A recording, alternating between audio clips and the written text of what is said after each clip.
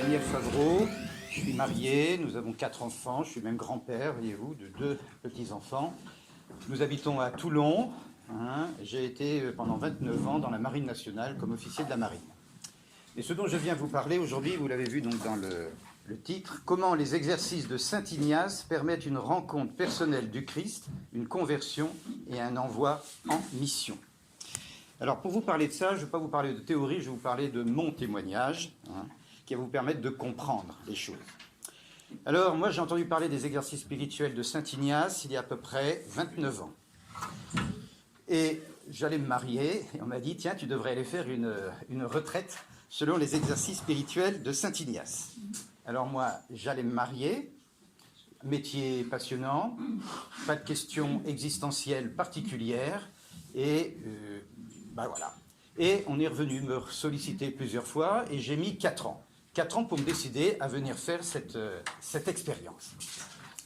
Parce que c'est vrai, qu'est-ce que c'est qu'une retraite qu'on propose Saint Ignace, il a vécu il y a 500 ans de cela, et il a vécu une expérience spirituelle très forte en 1520 en Espagne, qui l'a totalement bouleversé, et il a écrit cette expérience spirituelle pour la faire partager avec d'autres. C'est pour ça que les exercices spirituels, ça ne se lit pas, parce que c'est comme une recette de cuisine, ça n'a aucun intérêt, il faut le vivre, il faut faire les exercices pour pouvoir en bénéficier des fruits.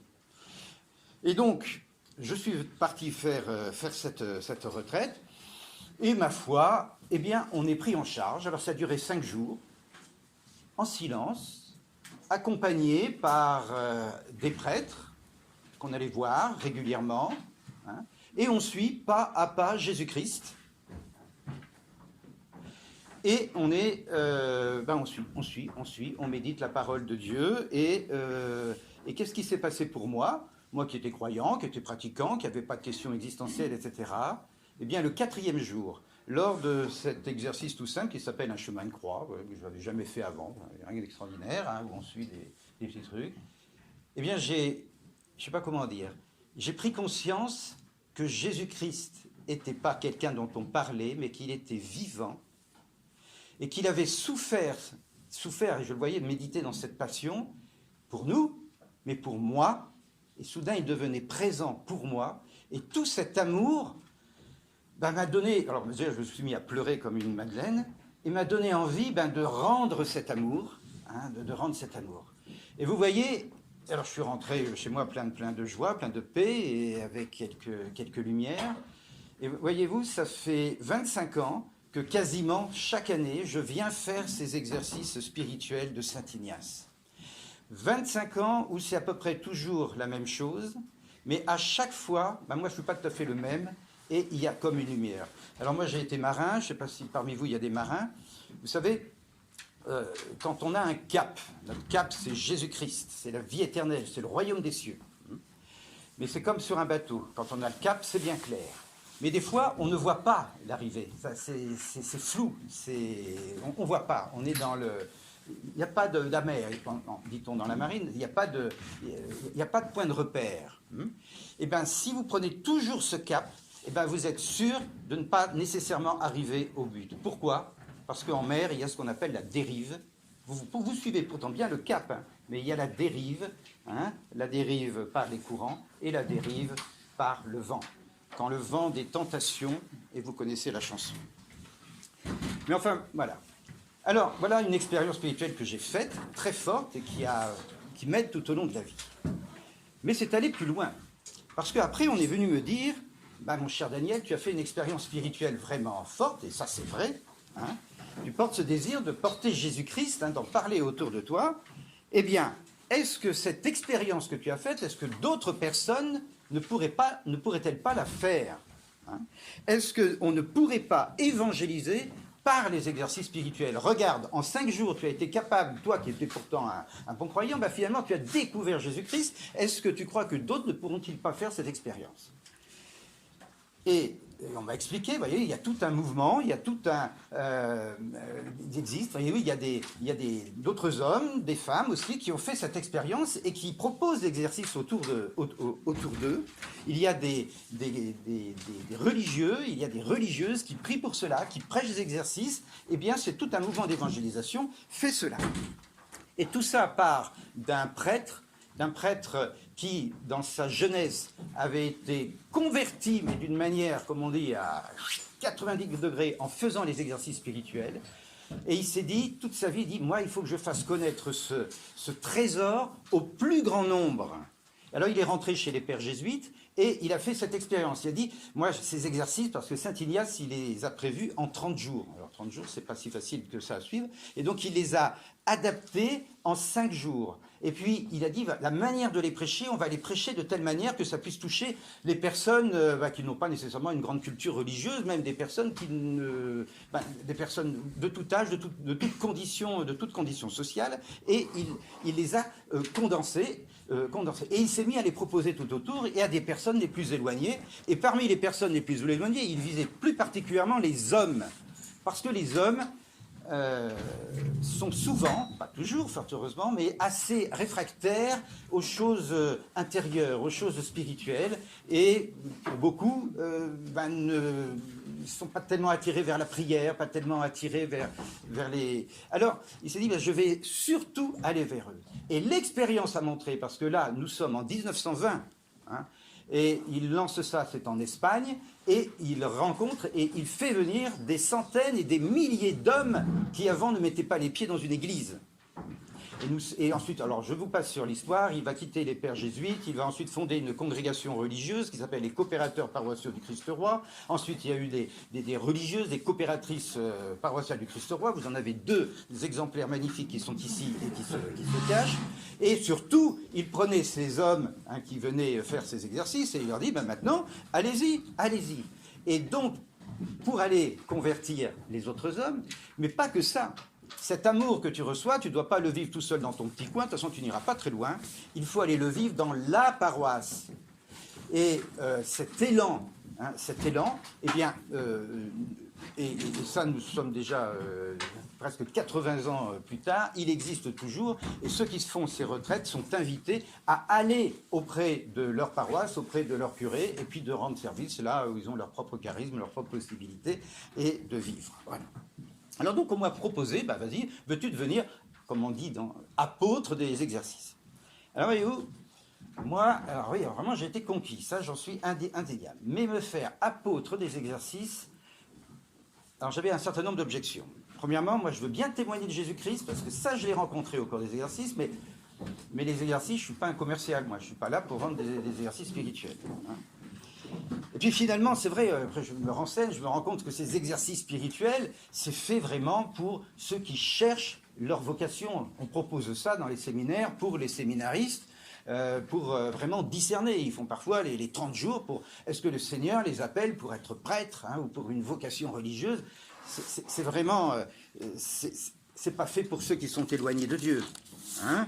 J'avais d'autres objections. Bon, finalement, la marche est un peu trop haute. Ouais, d'accord, je vais aller vers les gens, je vais leur dire, bon allez, tu vas consacrer 5 jours de ta journée, 5 jours dans une retraite en silence pour aller suivre les évangiles de Jésus-Christ que tu connais par cœur ou que tu connais pas, mais t'en as rien à faire. C'est voué à l'échec. C'est voué à l'échec. Et donc, moi j'ai dit, oui, c'est bien, mais enfin j'ai rien fait. J'ai mis 5 ans pour me décider. 5 ans pour me décider. Et c'est à ma 5e retraite que j'ai reçu un coup de pied dans le derrière. Et j'ai reçu un coup de pied ma dernière, c'est le Seigneur qui m'a donné le coup de pied dans le derrière. C'est qu'à un moment, j'ai médité sur Matthieu 25. Hein, vous savez, il y a 3 grandes paraboles sur Matthieu 25, sur les fins dernières. Et c'était celle sur les talents. Et talent, vous savez, c'est celui celui qu'on enterre. Et celui, il dit, qu'as-tu fait de ce talent? Je l'ai enterré parce que j'ai eu peur.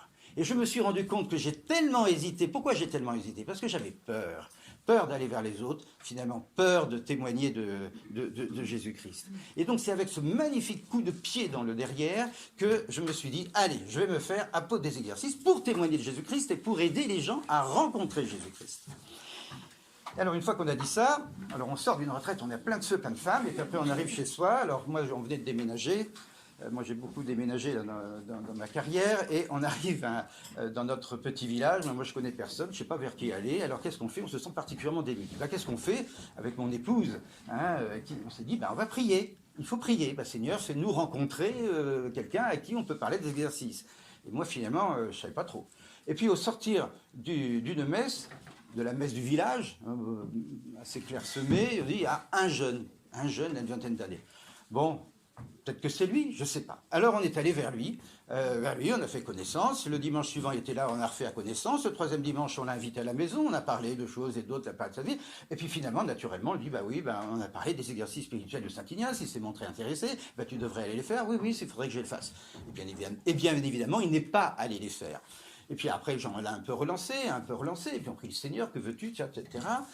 Et puis finalement, un jour, mois de décembre, il nous dit « Ah oui, vraiment, je me pose vraiment des questions, il faudrait que j'aille faire l'exercice. » Surtout qu'il y a une retraite, là, qui est à la fin du mois, fin décembre, tu peux y aller. Ah, ça se passe où? À côté de Valence. Il dit, non, nous on habitait dans le Gard. Oui, c'est embêtant, ma voiture est tombée en panne. On lui dit, mais il n'y a pas de problème, on t'y amène. Hop, allez, on l'a amené là-bas. Et puis après, on s'est dit, alors on a prié pour lui pendant toute cette retraite, et puis après, on se dit, est-ce que ça marche? Est-ce que ça marche?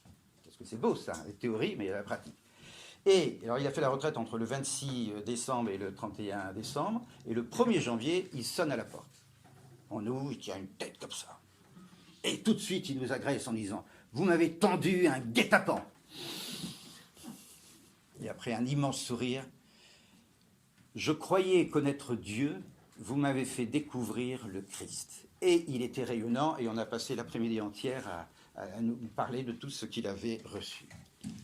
Chose extraordinaire. Quelques jours plus tard, alors c'est assez amusant, mon frère s'annonce, un de mes frères s'annonce de venir à la maison avec son épouse. Bon, très bien. Alors il se trouve qu'avec mon frère, je m'entends très très très bien avec mon frère, mais alors les choses de Dieu, on n'en parle surtout pas. C'est le sujet tabou. Lui, il a été confirmé, mais la pratique religieuse, c'est pas, il s'est marié à l'église parce que c'était bien et ça faisait plaisir à maman, mais bon, pas de. Et je me disais, il faudrait que je lui parle des exercices, ça lui ferait le plus grand bien. Hein.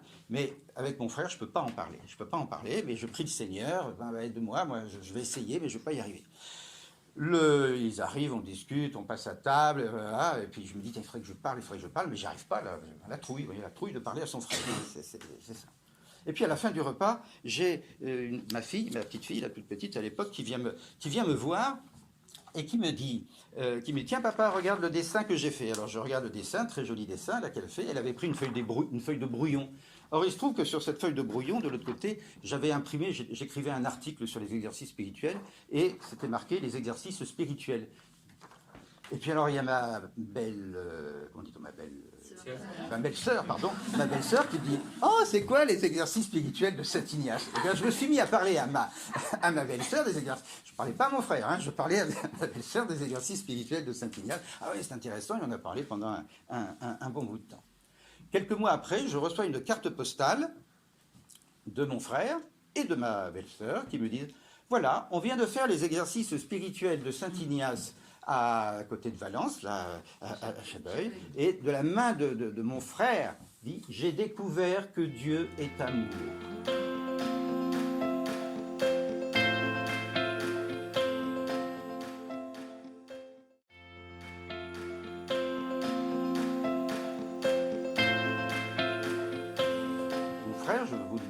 Il ne pratiquait quasiment plus, en tout cas de vie intérieure. Moi, je suis pas là-bas, mais c'était rien du tout. Et son épouse était plutôt en recherche. Voilà. Et alors le plus beau, c'est que 9 mois après, il y a une petite Aurore qui est née, fruit d'un amour, de ce Dieu qui est amour, alors que je savais que dans leur couple, comme ils étaient un peu âgés, ils se posaient des questions sur est-ce qu'on devait avoir un enfant ou pas d'enfant. Voilà. Comme je vois à leur télé, je termine comme ça, mais sachez que là, moi, c'est pas grand-chose, mais c'est une quarantaine de personnes que j'ai pu aider à aller faire ces exercices, et toutes et je dis bien toutes, sont rentrées heureuses avec une réelle expérience spirituelle, et chacun d'une manière ou d'une autre. Il y en a que c'est sur le moment, il y en a c'est peut-être après, ils étaient venus chercher une lumière, il y en a qui ont rencontré le Christ, il y en a qui ont discerné ce que le Seigneur voulait pour eux. Ça a quelque chose à changer dans leur vie, et on a tous constaté, j'ai tous constaté qu'ils se sont engagés d'une manière ou d'une autre dans leur paroisse, dans un mouvement, ils se sont engagés dans leur église. Et certains prêtres l'ont bien compris, puisqu'ils voient bien que qu'est-ce qui fait que les paroissiens, qu'est-ce qui fait qu'on est là, parce qu'on a rencontré le Seigneur. Eh bien, il y a 1000 manières de rencontrer le Seigneur, fort heureusement, mais là, on a un moyen qui est assez extraordinaire. En 5 jours, si on vient avec un cœur ouvert, eh bien, le Seigneur viendra toucher. Et on connaît plusieurs prêtres qui viennent avec leurs paroissiens. Ils viennent, moi j'habite sur Toulon, à la Seine-sur-Mer qui est à côté. On a le curé qui est venu avec une vingtaine de paroissiens faire avec eux une retraite de 5 jours. Voilà. Donc voilà moi ce que je viens de dire. Je vais ensuite laisser le temps pour les questions. Les exercices spirituels, je ne sais pas si certains l'ont fait ou l'ont pas fait, ne sont pas réservés uniquement pour, entre guillemets, une élite. Le terme est excessif. Enfin, quelques personnes qui se posent vraiment des questions de discernement. Est-ce que je suis appelé à me donner, à me consacrer totalement à Dieu? Est-ce que je suis appelé pour être prêtre? Voilà. Et c'est très bien. Et ça, c'est les exercices spirituels qui marchent très très bien. Il n'y a pas de souci. Mais c'est aussi pour ceux qui sont le plus éloignés de Dieu. C'est ça qu'il faut arriver à comprendre. Et ça, c'est à travers mon expérience et l'expérience de tout ce mouvement qui, en France, en tout cas, a plus de 80 ans. Pourquoi ça convient à tout le monde? Parce que toute personne se heurte nécessairement à cette question fondamentale, existentielle: quel est le sens de ma vie? Et je dis bien quel est le sens de la vie, et puis on peut philosopher à l'infini sur le sens de la vie. Non. Toi, quel est le sens de ta vie? Et dans ces moments de retraite, en silence, avec cette méthode très rigoureuse et très progressive, avec Jésus-Christ et avec l'accompagnement d'un père, d'un prêtre ou d'une religieuse d'ailleurs, voire d'un laïc, un accompagnement des personnes qui sont habituées à accompagner quelqu'un, et bien le Seigneur va donner cette réponse auprès des personnes. Et ça peut convenir aux jeunes adultes. On ne fait pas des exercices quand on est ado. On fait des exercices quand on est adulte, 18, 19, 20, 21, 25, enfin, peu importe. Là, parce que c'est un âge où on se pose des questions sur son orientation. C'est idéal au milieu de vie. La fameuse crise, voilà, je suis marié, j'ai un bon boulot, etc. Et cette fameuse crise de milieu de vie, autour de 40, 50 ans, eh bien, c'est idéal pour retrouver le cap, ou le trouver. C'est idéal quand on arrive à la fin d'une période active, quand on va partir à la retraite. Et Seigneur, tu m'attends pourquoi? Quelle est la chose? Qu'est-ce que tu m'attends? C'est idéal pour des personnes qui sont en activité. Quand on est en activité, il y a des questions professionnelles parfois très difficiles, il y a des choix professionnels où il y a des insatisfactions. Les exercices peuvent donner une lumière. C'est idéal quand on doit faire des engagements. Est-ce que j'accueille ou non un enfant? Est-ce que je me marie avec un tel? Est-ce que ça ne va pas dans mon couple? Est-ce que je quitte mon couple? Des propositions professionnelles diverses et variées. C'est idéal quand on a vécu une épreuve. Moi, personnellement, c'est un deuil qui m'a beaucoup frappé. C'est le deuil de mon père il y a une dizaine d'années. Alors, je le vivais dans la foi, dans l'espérance, en bon chrétien, mais mine de rien, ça on est affecté, et puis ça trouble. Eh bien, j'ai fait ces exercices, je ne sais plus, c'était la 15e exercice, comme chaque année. Et pour moi, ce sont des exercices des retraites qui m'ont mis dans une paix, mais dans une paix profonde, alors que même dans la foi et dans l'espérance, j'avais cette peine, et mon père était décédé déjà depuis 6 mois. C'est idéal pour toute personne qui recherche un sens à sa vie. Et j'ai reçu le témoignage d'un retraitant qui, avait vécu... avait fait les 100 coups, et je ne sais pas pourquoi, finalement, il vient faire une retraite, mais vraiment troublé, et il ne sait pas trop, il a des échecs dans sa vie, il ne sait pas où est-ce qu'il en est. Et dans la méthodologie de saint Ignace que l'on suit, à un moment, il y a, je ne sais pas si certains ont déjà entendu parler de cette méditation qu'on appelle la méditation des 2 étendards. Et là, je raconte ce qu'il nous a raconté après. Il dit, voilà, pendant toute la nuit, je n'ai pas dormi. Dehors, il y avait un vent violent, là, comme hier soir, là, d'une violence terrible. Et dans ma tête, alors les 2 étendards, c'est, pour expliquer, il y a, en grosso modo, il y a l'étendard du démon et il y a l'étendard du Christ. Et on met le retraitant devant ce choix. Tu veux suivre quel étendard? Voilà. Et ben, on laisse l'Esprit Saint nous travailler. Et lui, ça l'a travaillé toute la nuit, au point qu'il n'en a pas dormi. Parce que pour lui, c'était l'étendard de la mort ou l'étendard de la vie. Et il y avait tellement de non-sens dans sa vie, d'échecs, que lui, la mort, il avait l'idée du suicide. Voilà. Et toute la nuit, il s'est battu là-dessus avec l'aide de l'Esprit Saint, avec la prière, parce qu'on a toute la communauté des sœurs, des pères, des frères, des retraitants, des dames qui sont tout autour de ce mouvement et qui ont prié pour lui. Et le matin, au petit déjeuner, alors qu'il n'avait pas dormi de la nuit, il était rayonnant, il avait choisi la vie. Et ça, ce que je vous dis, c'est le témoignage qu'il nous a donné à la fin de la retraite. Ces exercices spirituels peuvent concerner tout le monde. Et ils sont, quand on y réfléchit bien, un moyen d'évangélisation d'une grande simplicité. Il faut prier, Seigneur, donne-moi de pouvoir parler à quelqu'un des exercices spirituels. Bon. Deuxièmement, ça nécessite d'aller vers l'autre, d'aller vers notre prochain, et le prochain que j'ai dans mon milieu professionnel, mon voisin, dans ma paroisse, que je croise inopinément sur mon siège de TGV quand je parle, d'entrer en contact, d'entrer dans une relation, de m'intéresser à lui. Et pour moi, c'est très intéressant parce que moi, au tout début, je ne savais pas trop comment faire, et je pensais que c'était grâce à mes retraites et à l'immense et magnifique auréole qu'il y avait derrière moi, que les gens fascinés allaient venir vers moi pour me poser des questions. Eh bien non, ça ne marche pas comme ça. Parce qu'en réalité, il n'y a pas d'auréole, on est plus misérable que les autres. Mais si je viens m'intéresser, c'est-à-dire si je rentre dans cet acte de charité où j'entre en relation avec les êtres qui sont autour, on entre dans un échange. Et naturellement, à un moment donné ou à un autre, on vient à parler des exercices. Et quand on parle des exercices spirituels, on en vient à témoigner de notre propre foi, de notre propre rencontre avec Jésus-Christ et de ce que le Seigneur fait dans notre vie. Et ça vient tout naturellement. Voilà. Et je terminerai par cela. Il y a des fruits qui sont, enfin il y en a multiples, mais ils sont de 3 ordres. Enfin pour moi, je les analyse comme ça. Pour celui qui veut évangéliser avec les exercices spirituels. Le premier fruit, c'est l'humilité. L'humilité, pourquoi? Parce qu'en réalité, c'est très ingrat.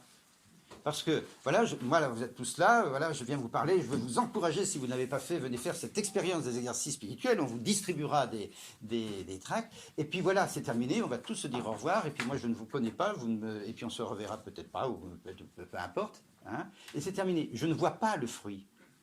C'est très ingrat, on ne voit pas le fruit, la personne ne vient pas vous sauter au cou, on dit oh, voilà, je viens avec vous, il n'y a pas une retraite tout de suite, tiens, on va y aller tout de suite. Non, c'est pas tout de suite que ça se fait. C'est très ingrat. Et on se prend parfois des échecs flagrants. Moi, je me rappelle très bien, avec mon épouse, nous faisons partie des équipes Notre-Dame. Et à une de ces réunions, je venais dire, ben voilà, la semaine prochaine, je vais aller faire mes exercices spirituels de Saint-Ignace, et hop, je redonne mon petit couplet habituel. Et un de nos amis qui était présent, mais s'est mis en colère monstre contre moi, en me disant, mais avec tes exercices, tu commences à nous pomper l'air comme c'est pas possible, on voit, toi tu es officier de la marine, tu fous rien tout au long de ta journée, à ma différence de moi qui suis directeur commercial d'une grosse boîte qui travaille du matin jusqu'au soir, etc. Tu te rends pas compte de ce que tu es. Mais j'étais humilié comme c'est pas possible d'être humilié. Je n'ai rien dit, j'ai accepté cela. En rentrant, les autres membres, tout le monde se taisait, ben vraiment il avait besoin de vider son sac, mais j'étais humilié. Et en rentrant, j'avais de la colère en moi, et à mon épouse qui me dit, mais attends, mais prions pour lui. Alors on va dire, eh bien Seigneur, je te prie pour lui. Vraiment, prie pour lui, et bon, ça nous a apaisés, on a prié pour lui qui était en souffrance, tout simplement.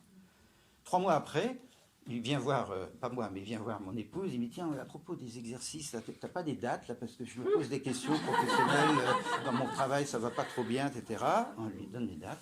Et alors, le mois suivant, à la réunion suivante, On le voit arriver, rayonnant, alors qu'avant il était tendu, rayonnant, apaisé. Vous savez pas la nouvelle, je viens de faire une retraite spirituelle, vous ne connaissez pas. Et là, il nous a parlé pendant 10 minutes de la retraite des exercices spirituels. Et voyez-vous, j'étais dans mon travail, ça n'allait pas, j'étais tendu. Et bien voilà, le Seigneur m'a vraiment parlé, il faut que je quitte mon travail et je vais chercher autre chose. Et les choses se sont déroulées naturellement pour lui. Une grande humilité, parce que...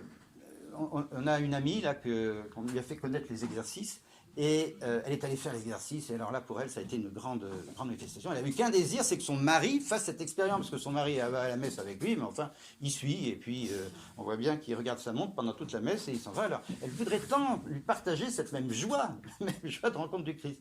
Mais alors le mari, rien du tout. C'est dur hein, d'essayer. On prie pour quelqu'un, on essaye, surtout quand c'est son conjoint, hein, et l'autre, rien, ben, c'est pas son truc, quoi. On peut pas. Et puis, moi, un jour, à la sortie de la messe, on discute, et je vois et puis l'idée me vient, merci Seigneur, de lui dire, tiens, à propos, dans 15 jours, je vais faire mes exercices spirituels, ça te dit de venir avec moi? Il se retourne vers moi, il me dit, ok, je viens avec toi. Tout ça, c'est le fruit des prières de son épouse. Elle est en situation d'échec. Moi, j'ai aucune gloire, j'ai fait ça, et puis j'ai dit, il a dit oui, ça m'a pris 2 secondes. Donc, ce que je veux dire, on apprend de l'humilité. C'est Dieu qui agit, et nous, on offre nos prières, nos petits sacrifices. Deuxième fruit, la joie. Parce que là, voyez-vous, moi qui étais assez replié sur moi-même, grâce à cela, eh bien, j'ai appris, vaille que vaille, petit à petit, à aller vers les autres, à m'intéresser aux autres.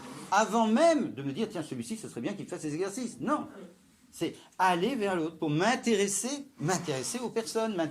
Et dans le cadre du travail, j'ai découvert ça. Moi, j'avais tendance à... Bon, c'est peut-être la déformation professionnelle, mais ça ne s'intéressait peut-être pas trop aux personnes. Et bien là, j'ai changé mon regard sur les personnes. Et je me suis rendu compte que, eh bien, il y a cette richesse de la relation humaine. Et puis, quand on a la joie de pouvoir accompagner quelqu'un, notre premier qu'on avait amené, j'allais dire, en voiture, eh bien, il y a cette joie, mais profonde, quand on voit revenir la personne qui vous dit merci. Merci infiniment et rendons grâce à Dieu parce que voilà, j'ai découvert, ça a été clair pour moi, comme ça. C'est vraiment la joie de la conversion. Il y a plus de joie dans le ciel pour un seul qui se convertit que pour 99 justes. Hein. Est-ce que cette joie, je la rencontre quand je discute avec tous mes frères et sœurs là, dans une paroisse? Oui, des fois, il y a cette joie. Mais cette joie de voir quelqu'un qui découvre le Christ, eh bien, ça remplit le cœur. Et puis, troisième fruit, hein, j'en ai déjà parlé, ça conduit à s'engager dans la paroisse. Cet amour qu'on reçoit, on n'a qu'une envie, c'est de donner, et le donner non pas n'importe où. Et le premier élément, c'est là, dans notre communauté paroissiale, de rendre service. Alors après, c'est chacun selon ses charismes, ses talents, ses disponibilités, dans des mouvements, peu importe. Servir l'Église.